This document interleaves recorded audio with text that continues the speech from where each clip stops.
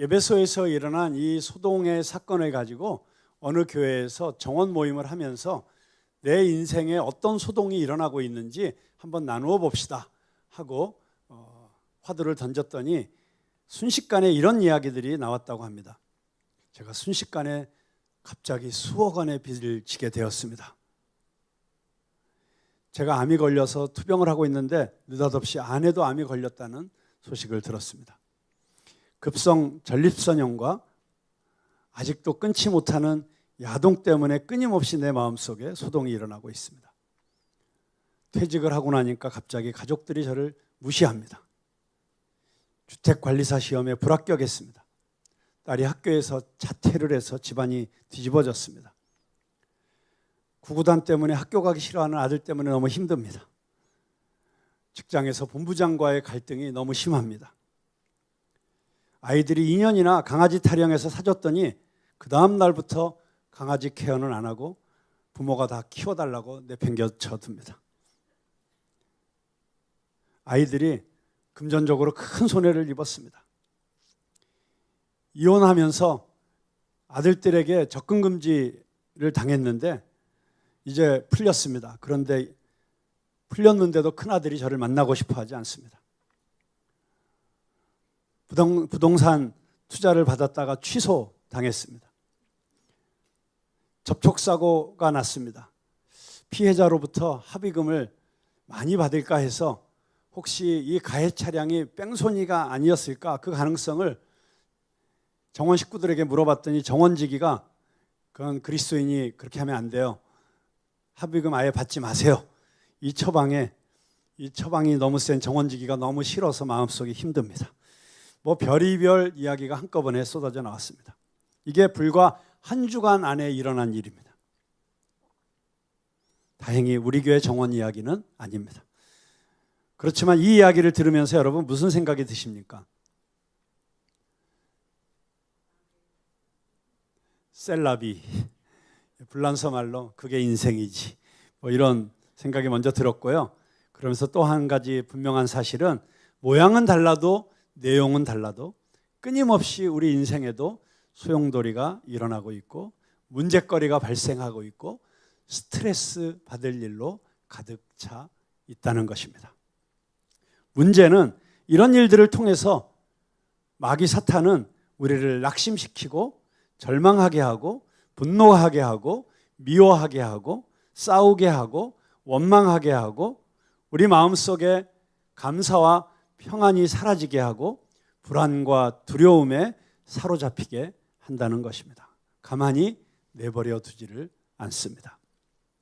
우리가 신앙인으로 살아가는 한 영적인 싸움은 숙명적인 것입니다. 왜냐하면 이 악한 것들이 창세로부터 하나님의 형상으로 지음받은 인간들이 하나님 안에서 행복하게 사는 게 너무 눈뜨고 못 볼 그런 시기와 질투 때문에 끊임없이 인간을 타락시키고 하나님으로부터 멀어지게 하려고 하는, 그래서 파멸시키게 하려고 하는 악한 마귀가 가만히 있지 않습니다. 자, 그렇게 악한 것들이 우리에게 싸움을 걸어올 때 우리는 어떻게 그 영적 전쟁에서 승리할 수 있을까요? 그 질문에 대한 답을 오늘 에베소에서 일어난 한 사건을 통해서 성경은 우리에게 사도 바울의 모습을 통해서 가르쳐 주고 있습니다. 자, 지난주에 말씀드린 대로 에베소에서 사도 바울이 2년 3개월 동안 사역을 했습니다. 너무 잘했습니다. 사도 바울은 순회 전도자입니다. 한 곳에 이렇게 오래 머무는다는 것은 아주 예외적인 일이었습니다. 왜 이렇게 오래 머물렀을까요? 물론 하나님께서 그렇게 인도하셨습니다. 이렇게 돌아다니면서 많은 사람들을 만나서 할 수 있는 한 더 많은 도시를 다니는 것이 사도 바울의 전략이었지만 지금은 네가 그렇게 돌아다닐 때가 아니고 한 곳에 머물러서 제자들을 키워야 할 때다 라는 그 인도하심 때문에 순종해서 머물러 있었죠. 그렇지만 한편으로는 그렇게 했더니 이전에 순회 선교하면서 나타났던 열매와는 비교도 안 되는 엄청난 열매들이 나타나기 시작한 것입니다. 얼마나 분위기가 좋았겠어요. 여러분 교회 사역하면서 목회하면서 교회가 잘 되면 정말 날아갈 것 같아요. 너무 행복합니다. 저희 교회가 이 18년 전에 세워졌는데 첫 1년 동안 정말 개척하고 나서 그 허니문 기간 동안 매주 성도들이 늘어나고 매주 새 가족들이 오고 그리고 오는 사람마다 이 교회에서 너무 은혜를 받고 정말 하나님의 임재가 얼마나 강하든지 저 문을 열고 들어오는 순간 찬양하는데 그냥 눈물이 쏟아지고 이런 얘기가 그냥 늘 있었어요. 그리고 얼마나 성도들이 아름답게 신앙생활하고 서로 얼마나 사랑하고 얼마나 행복한지 그때 제가 저 뒤에서 서 있다가 마음속으로 이런 기도를 했어요. 하나님 너무 감사합니다. 이렇게 행복하고 아름다운 교회를 주셔서 감사합니다. 저는 이 지구상에 어떤 대단한 교회가 저를 청빙해도 절대로 안 갈 것입니다. 끝까지 이 교회를 목회할 겁니다. 그렇게 기도를 했거든요. 그때 하나님께서 네가 정말 진심으로 그렇게 기도했는지 내가 한번 확인해 보겠다. 그렇게 확인하시는 것처럼 2년째부터 시험이 몰아닥치는데요. 정말 폭풍이 몰아쳤어요. 그래서 교회가 이렇게 뭔가 세워지려고 하면 또 어려움이 오고 뭔가 부흥하려고 하면 공격이 오고 정말 계속 이렇게 지난 17년 동안의 시간은 끊임없이 그런데 어쩌면 그게 우리 인생 아니겠습니까? 우리 삶도 어떻게 처음부터 끝까지 쫙 중국말로 일루 쏜펑 그냥 처음부터 끝까지 순풍에 돛달고 나가는 배처럼 달려갈 수가 있습니까? 언제나 고속도로 하이웨이를 달리는 것 같다가도 그러다가도 비포장 시골길을 터덜거리면서 그렇게 달려야 되는 그러다가 잘못된 길로 들어가기도 하고 낭떠러지 앞에 서기도 하는 것이 그렇게 우리의 인생이죠. 자, 이렇게 너무 행복했어요. 지금 아주 행복한 시간이었습니다. 받은 사명이 있으니까. 에베소가 너무 좋아서 쉽게 떠나지 못하고 있었던 것 같습니다. 자, 그렇지만 사도 바울은 역시 사명자입니다.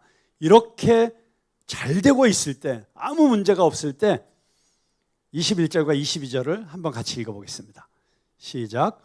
이 일이 있은 후에 바울이 마게도냐와 아가야를 거쳐 예루살렘에 가기로 작정하여 이르되 내가 거기 갔다가 후에 로마도 보아야 하리라 하고 자기를 돕는 사람 중에서 디모데와 에라스도 두 사람을 마게도냐로 보내고 자기는 아시아에 얼마 동안 더 있으니라.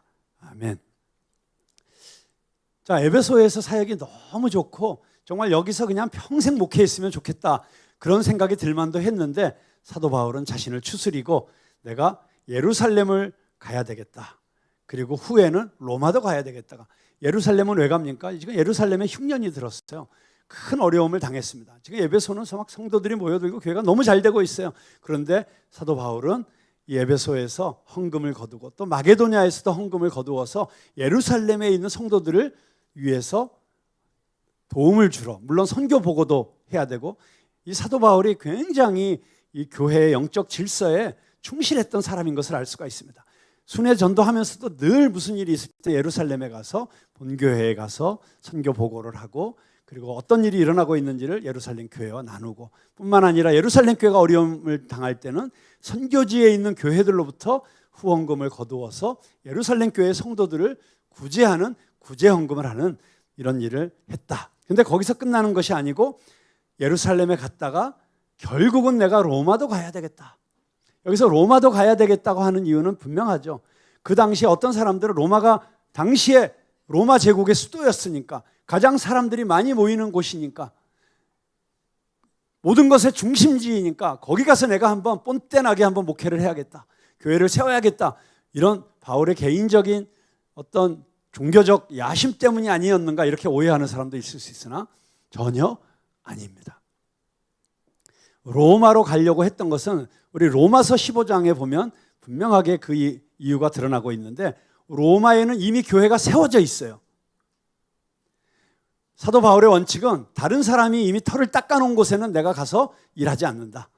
나는 남들이 안 간데 간다. 이게 사도 바울의 사역의 원칙이었거든요. 그렇기 때문에 로마에 이미 교회가 있는데 로마의 교회를 세우러 가는 건 아니었어요.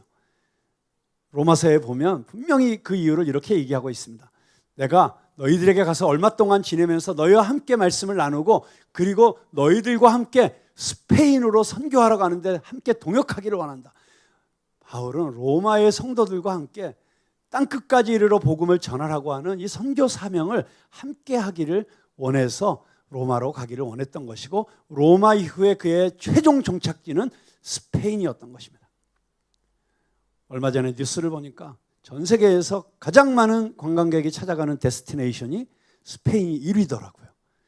야, 바울도 이제 여생을 최고의 휴양지 스페인에 가서 말라가서 뭐 이런 데 가가지고 보내고 싶어서 절대 아니죠. 그의 가슴 속에는 사도행전 1장 8절, 오직 성령이 너희에게 임하시면 너희가 권능을 받고 예루살렘과 온 유대와 사마리아와 땅 끝까지 이르러. 근데 그 당시에 땅 끝은 스페인이었어요. 그들이 생각하기에 땅 끝은 스페인이었기 때문에 정말 예수 그리스도로 받은 그 사명, 땅 끝까지 복음을 전해야 된다는 그 사명, 그것을 자기 생애에 이루기 원했던 그 마음이 있어서 이제는 떠나야겠다고 생각을 했던 것이고, 선발대로 디모데와 에라스도 두 사람을 먼저 마게도냐로 보내는 이야기가 나오고 있습니다. 근데 여기 보면 아주 재밌는 표현이 있죠. 자기는 아시아에 얼마 동안 더 있으니라. 같이 떠나야 되는데 무언가 사도 바울의 발목을 잡는 게 있었다.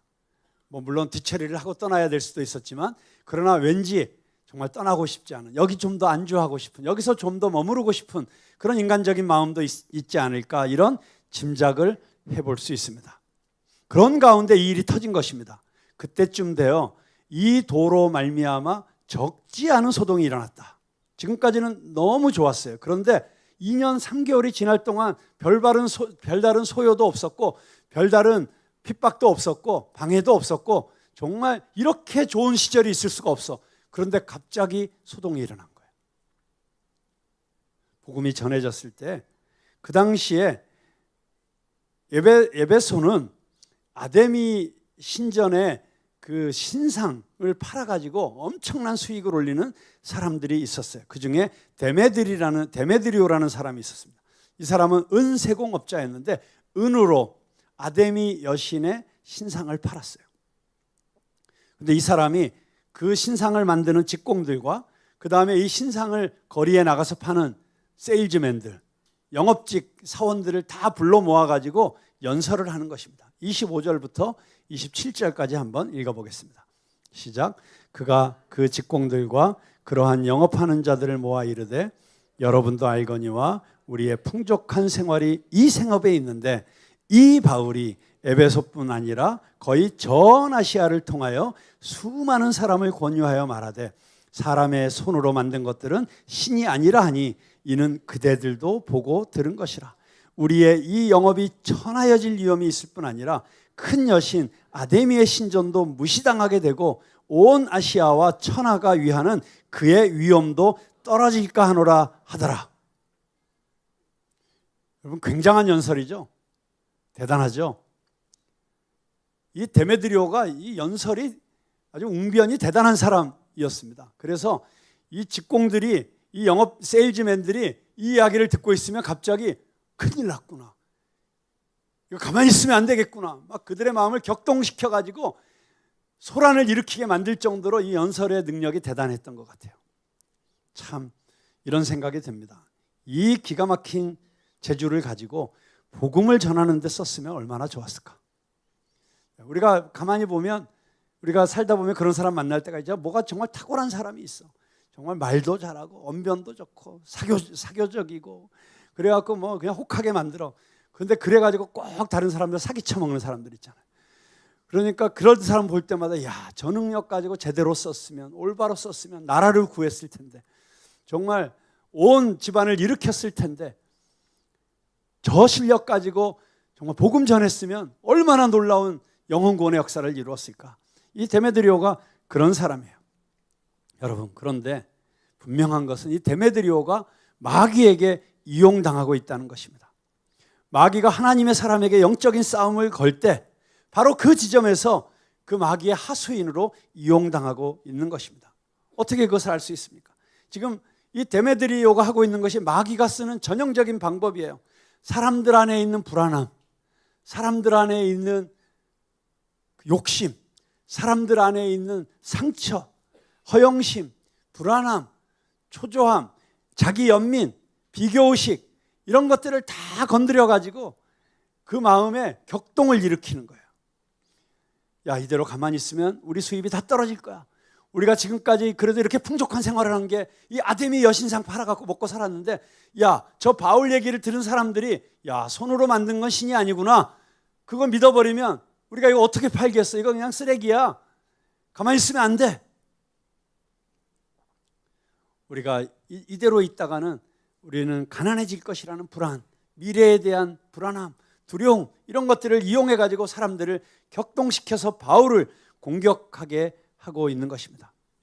여러분, 그런 식의 마귀의 공격은 지금도 계속되고 있습니다. 우리 안에 있는 연약함과 불안함과 우리 안에 있는 상처와 쓴뿌리와 이런 것들을 건드려 가지고 우리를 하나님 안에서 누리는 평안과 감사와 그리고 공동체의 하나됨을 깨트리기 위해서 끊임없이 공격하고 있는 것입니다.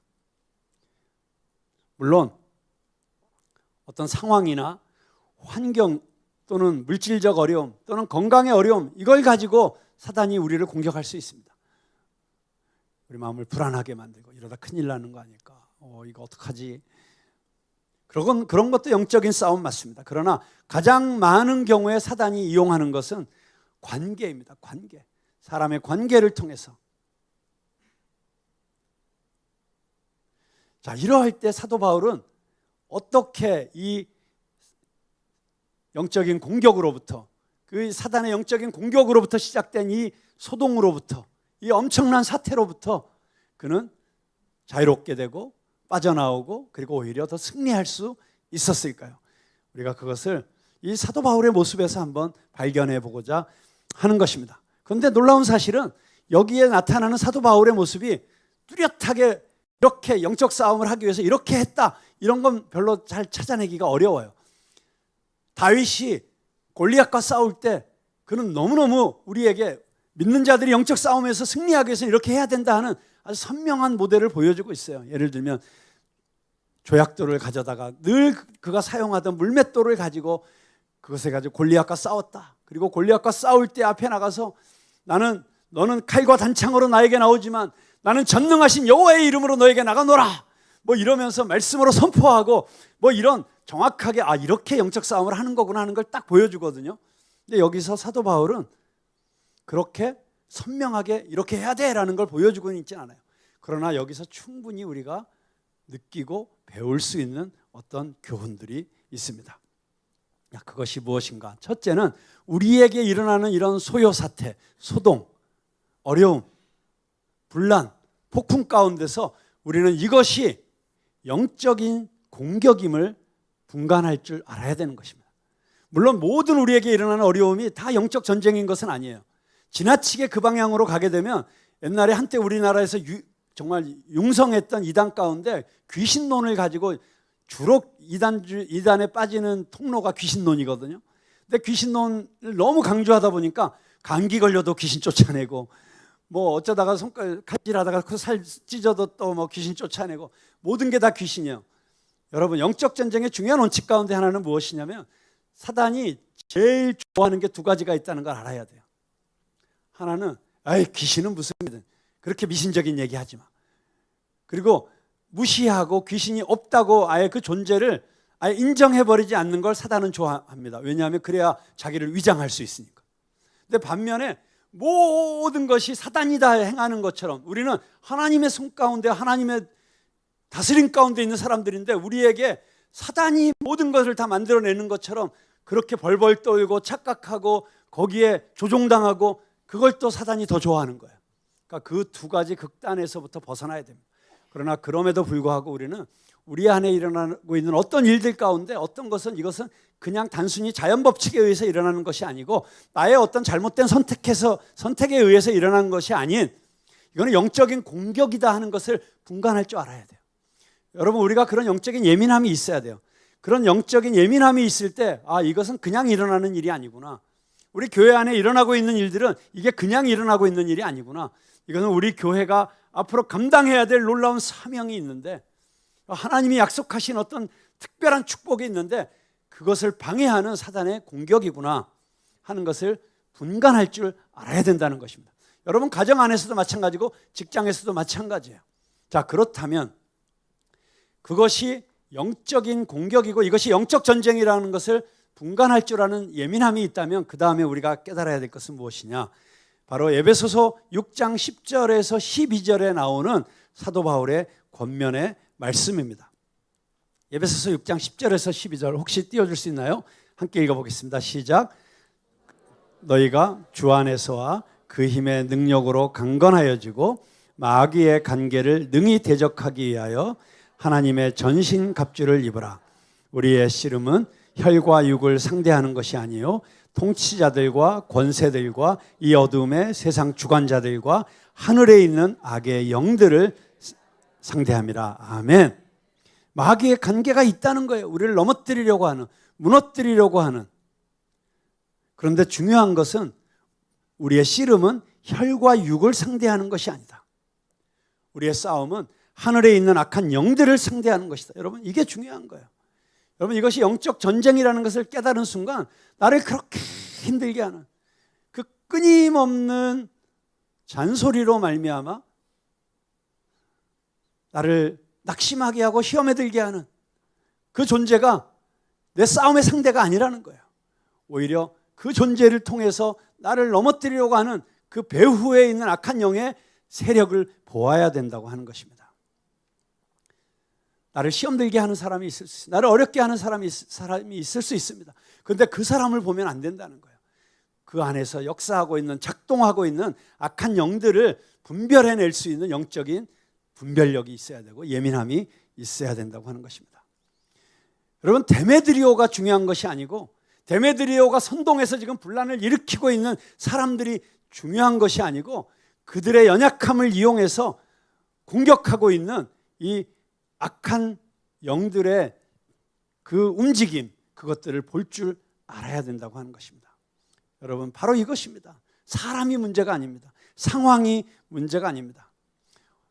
어떤 사람은 자꾸 사람하고만 싸우려고 합니다. 자꾸 이 문제에만 집착하고 이 문제만 해결하려고 합니다. 그런데 그래 갖고는 답이 나오지 않습니다. 그 뒤에서 정말 우리를 공격하려고 하는 마귀 사탄의 정체를 알고 영적으로 싸울 줄 알아야 된다는 것입니다. 그러면 영적으로 싸운다는 것은 무엇일까요?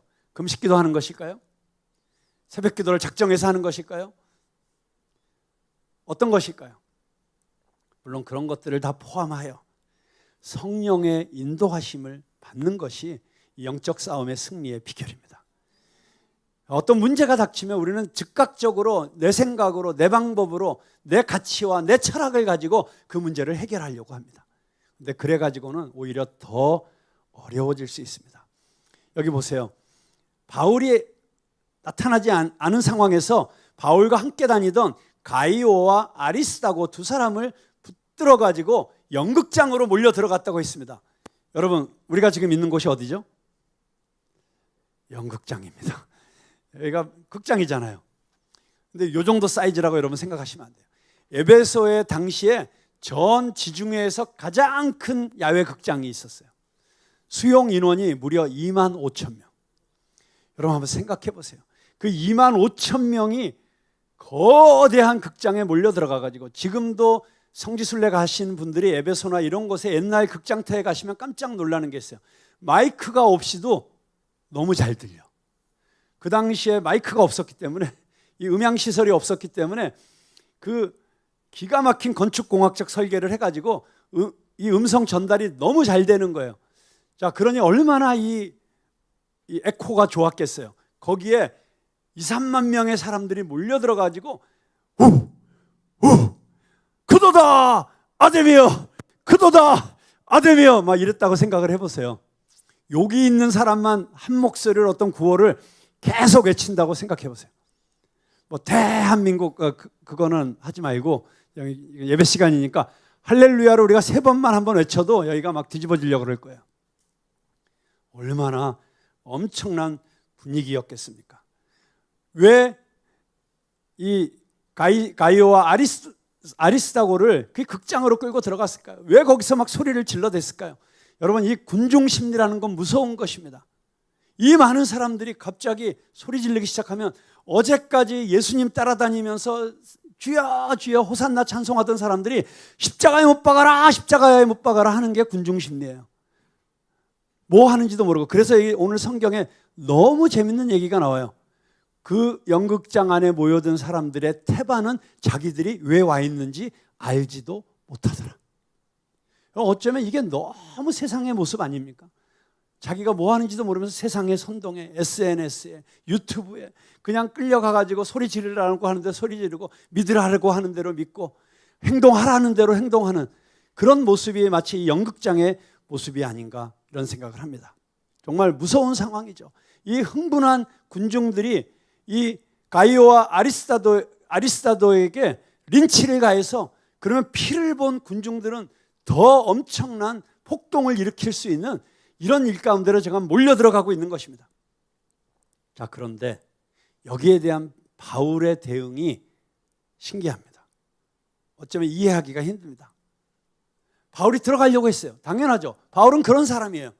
자기 친구들이 지금 잡혀갔는데 바울이 얼마나 자기 동료들을 사랑했는지, 정말 초대교회의 성도들은 내 목숨도 아끼지 않고 서로를 위해서 모든 것을 내어주던 교회가 초대교회였어요.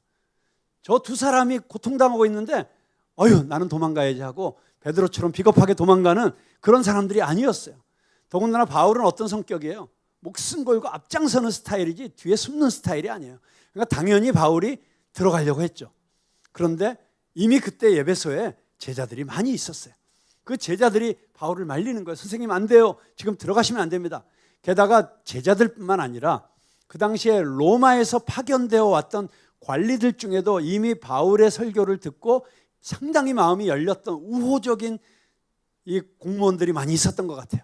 그러니까 그 관리들이 바울에게 통보를 합니다. 절대 거기 들어가시면 안 됩니다. 큰일 납니다. 자, 그런 상황에서 바울이 들어가지 않았다. 왜 안 들어갔을까? 바울의 평소에 기질 같았으면, 자기 성향 같았으면, 아니면 자기 안에 있는 그 인간적인 의리와 이런 모든 걸 생각하면 들어갔어야 맞는데 그걸 다 내려놓은 거예요. 자기 생각과 자기 기질과 또 자기가 옳다고 생각하는 것 다 내려놓고, 자, 내 친구들이 저렇게 고통당하고 있는데 내가 여기서 가만히 입 다물고 어디 안전한 곳에 있는 건 이건 안 돼. 뭐 이런 자존심마저 다 내려놓고 안 들어간 거예요. 우리는 여기서 사도 바울이 성령의 인도하심을 받았다라고 밖에 볼 수가 없어요. 왜냐하면 바울을 이렇게 말릴 수 있는 사람은 사람이 아니에요. 오직 성령께서 말릴 때에만 말려지는 사람이거든요. 그런 의미에서 사도 바울은 지금 성령의 인도하심 가운데 너무 그곳에 가고 싶었지만, 자기가 이 소리 지르는 사람들 앞에 서서 아니다 여러분 오해다 뭐 변명하고 싶었을 것이고, 그 연설로 이 사람들을 조용히 시키고 싶었겠지만 성령께서 넌 가만히 있어, 잠잠히 있어, 내가 할 거야. 성령께서 진정시키시는 이 성령의 역사하심이 있었고, 그것에 바울은 순종하고 있었다. 지난 금요일 날 우리 금요 성령 집회에서 이윤경 목사님이 시편 46편의 말씀을 가지고 또 너무 귀한 말씀을 주셨어요. 그런데 그 말씀 가운데 아마 여러분들이 시편을 읽으면서 늘 궁금해했을 한 단어를 설명해 주셨어요. 여러분 시편 읽다 보면 갑자기 괄호 열고 셀라 이런 게 많이 나오죠. 셀라, 그게 무슨 뜻인지 아세요? 셀라, 그냥 얼씨구 옳거니 뭐 이런 건가 뭐 이렇게 생각하시면서 읽으셨던 분도 있으실 것 같아요. 그런데 그 말의 뜻은 무엇이냐면 잠깐 머물러서 생각해 보아라, 잠깐 쉬어라. 내가 지금부터 너에게 중요한 말을 할 텐데 잠깐 호흡을 가다듬고 기다려라. 여러분 시편에 보면 너는 가만히 잠잠히 있어, 내가 하나님 되 말지어다. Be still, know that I am God. 잠잠히 있어라, be still. 여러분 이런 소요가 일어날 때, 이런 분란이 일어날 때, 어떤 내 인생의 폭풍이 몰아칠 때 어쩌면 우리에게 있어서 가장 중요한 우리의 첫걸음은 잠잠히 있어야 된다는 것입니다.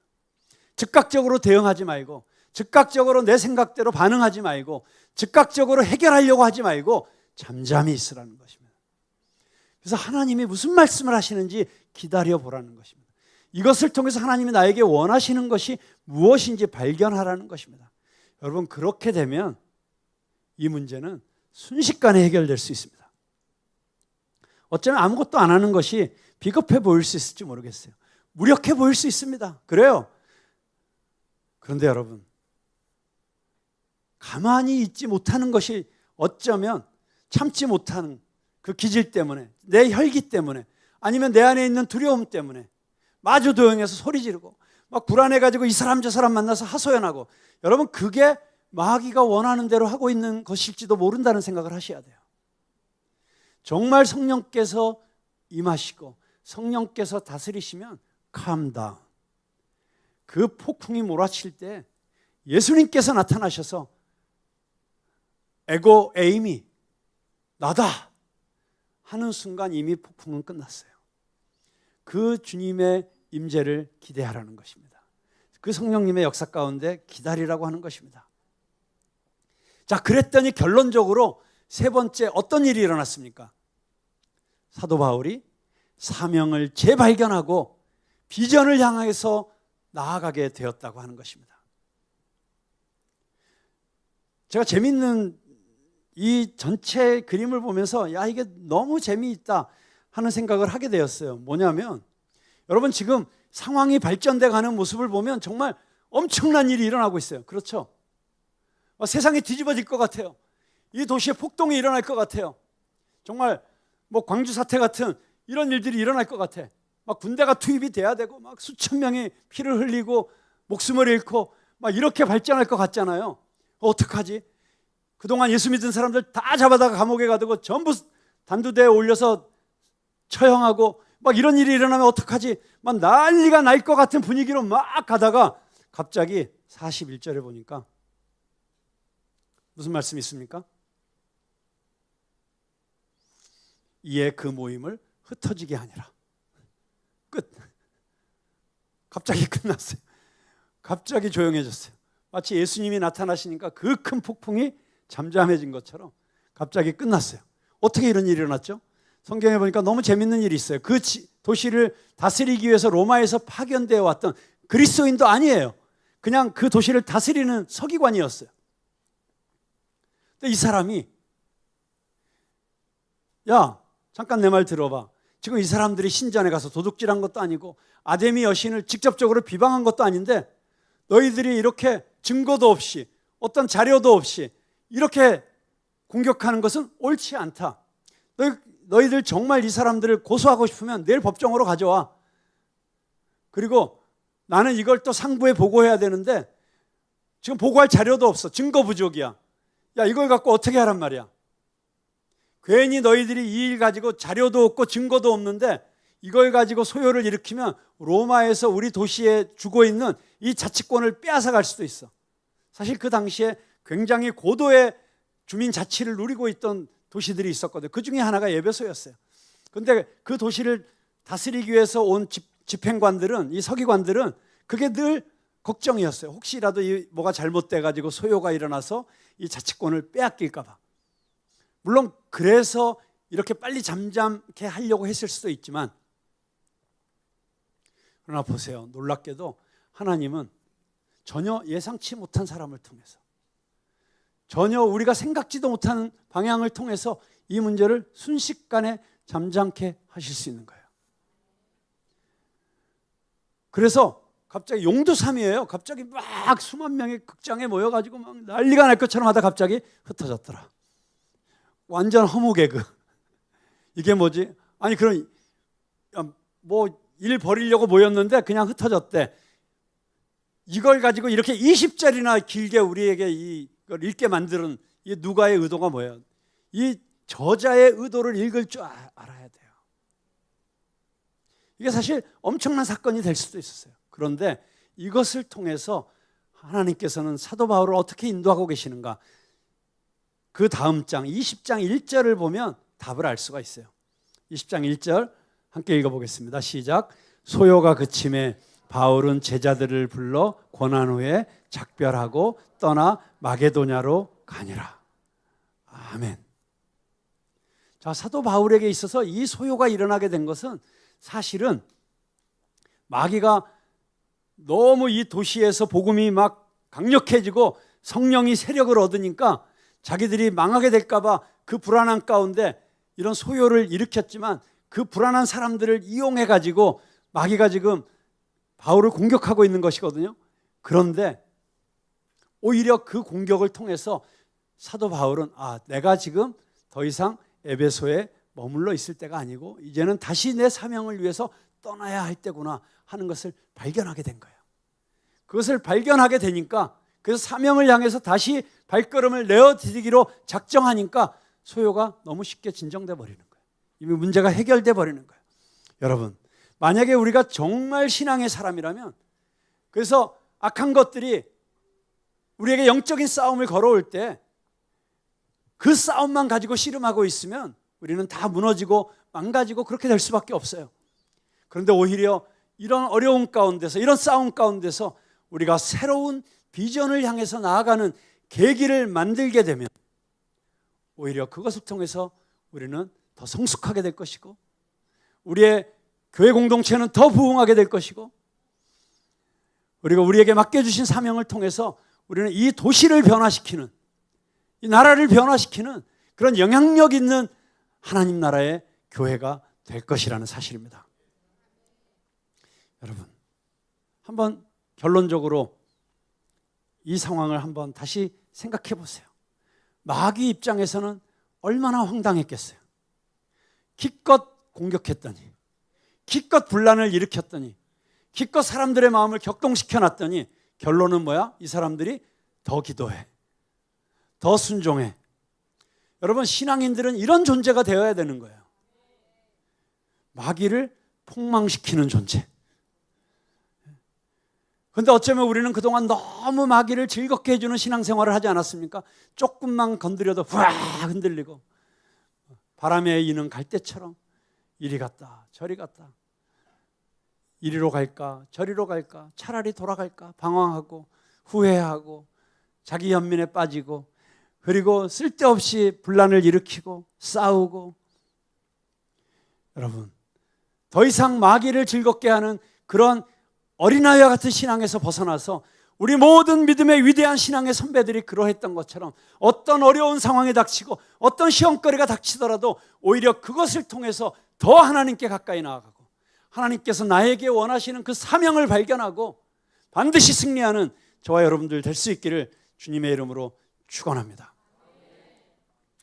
제가 지난 금요일 새벽기도회 설교회 때도 한번 인용을 했습니다마는, 제가 여러분 잘 아시는 그 이롬의 생식, 그 황성주 박사님과 그 북한 선교를 위한 협의회를 함께 하고 있는데 그 1년에 한 번씩 하는 총회 석상에서 만나서 그 황 박사님 하시는 이야기를 들었어요. 근데 황 박사님이 지금 전 세계를 막 다니시거든요. 정말 많이 다니세요. 그런데 그러다 보니까 많은 여러 나라의 교회 지도자들을 만나는데 특별히 인도에 하이드라바드라고 하는 지역에 갈보리 템플이라고 하는 교회가 있어요.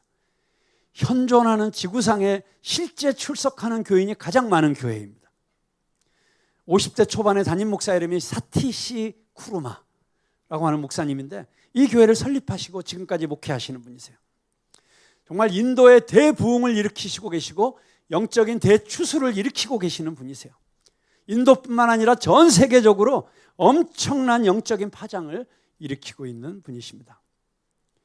여러분, 대개 남미나 이 아프리카에 보면 그 교인의 숫자가 그 재적 성도가 900만인 교회가 있어요. 그게 재적 성도는 전 세계 제일 큰 교회.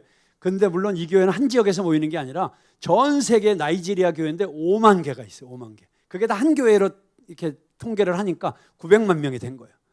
뭐 그런 교회들의 특징은 뭐냐면 굉장히 카리스마틱하다는 거예요. 오순절 교회예요. 그래서 축사를 하고 병고침이 일어나고 방언을 하고 막 이런 그 영적인 은사가 일어나는 교회들이 원래 전도하기가 좀 쉬워요, 더. 그래서 이런 교회들이 막 불같이 일어나는 경우가 많은데 특이하게도 이 교회는 그런 은사주의 교회가 아니고 말씀 중심의 교회예요. 그리고 말씀의 결론이 언제나 회개를 강조하는, 그래서 우리가 회개해야 된다고 강조하는 그런 교회인데, 특이하게도 이런 교회가 전 세계에서 지금 한 교회 출석 성도가 가장 많은 교회가 되었어요. 근데 그분이 식사하시면서 황성주 박사에게 이런 얘기를 하셨다고 해요. 자기가 전 세계의 초대형 교회 목사님들을 다 만나보았는데, 만나보면서 많은 경우에 그분들에게 치명적인 약점이 있었다고 하는 것입니다. 그것은 무엇이냐면 그들의 비전이 너무 작더라.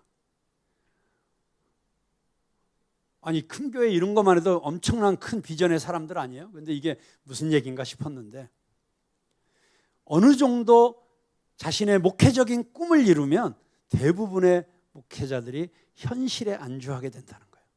더 이상 어떤 도전하지 않고, 그리고 그를 뜨겁게 불태우는 어떤 비전이 없어지고, 그래서 그 영성이 사그러진다는 거예요.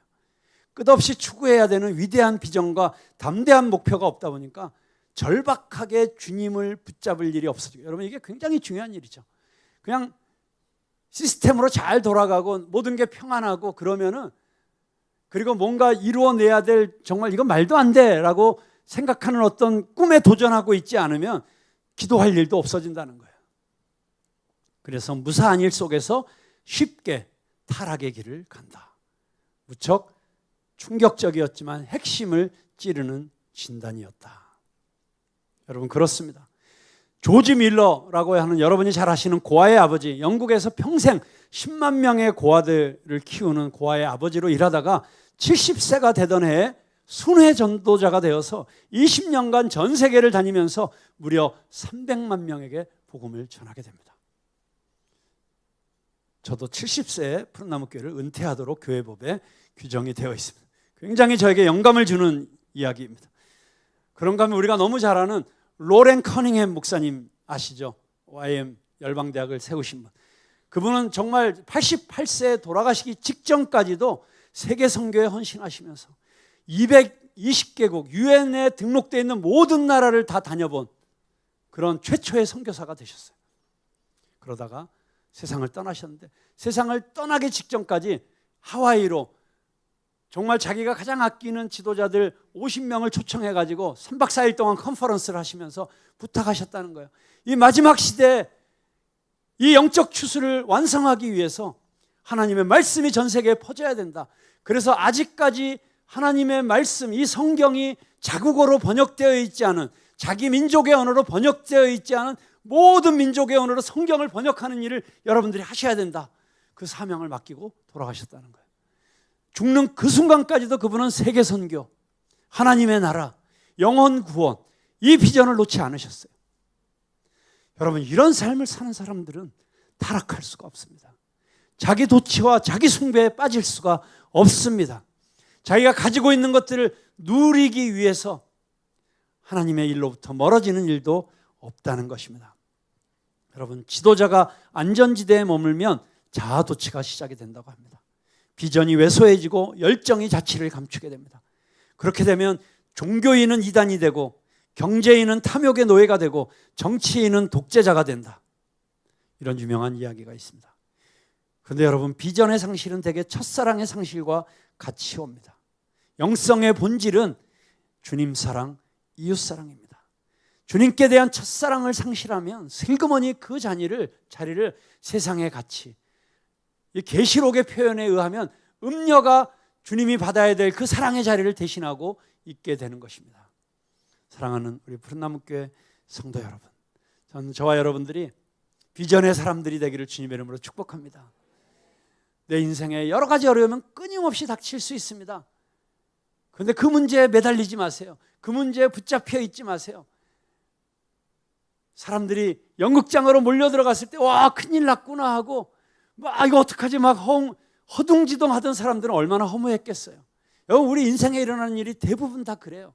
당장 큰일 날 것 같지만, 큰 난리 날 것 같지만, 세상이 엎어질 것 같지만 이대로 가고 있잖아요.